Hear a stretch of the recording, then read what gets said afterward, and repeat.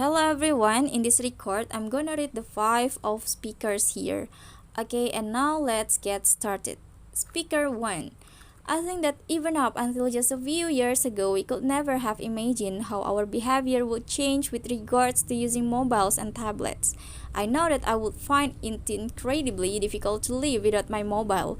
I'm constantly looking at my phone to see if I've got any new message or updates and checking my apps to see what's new. I wouldn't say that I post my life online, not like some people I know. But I do like to keep up with what people are up to, friends, family, and even other people I know but maybe haven't seen for years, like old school friends, and check out photos of what they look like now. Speaker 2. In a way, I think it's quite funny that we're always worrying about teenagers and young people becoming obsessed with online communication, but if you ask me, we need to worry just as much about adults. At the office where I work, even when we have a break, nobody talks to each other unless they absolutely have to, which is a sorry state of affairs to say the least. Everyone's too busy checking their social networks and sending messages to have time to communicate face to face. People spend their lunchtime glued to their screens or barely glance up from their phones.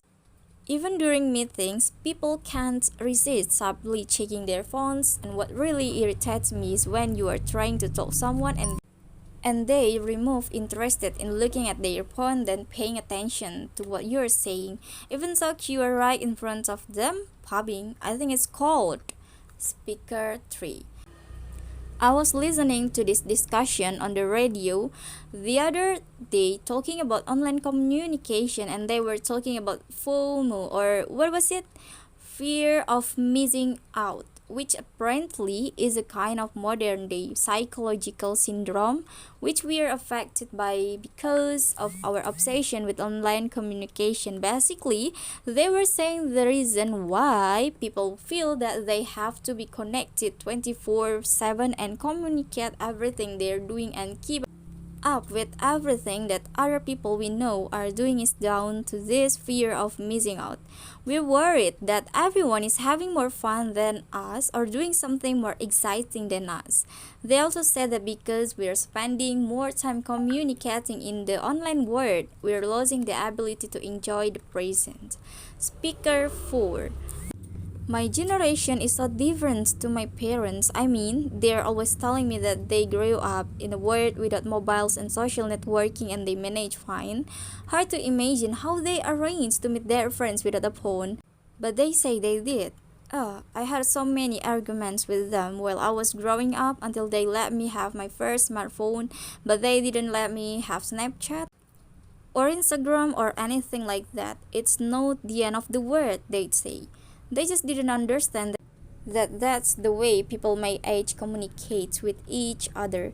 Nobody actually talks on the phone anymore. They have no idea how much I miss out on at school being the only one who didn't have Snapchat.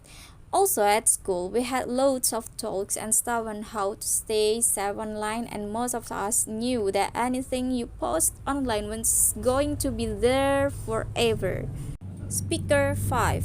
For me, one of the best things about online communication is that you can stay in touch with everyone at the same time, all the time.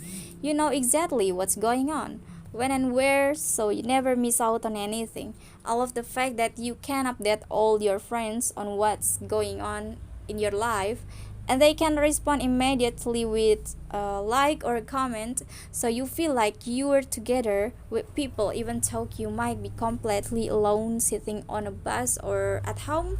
I shared loads of photos, but I only post up my best edit shots.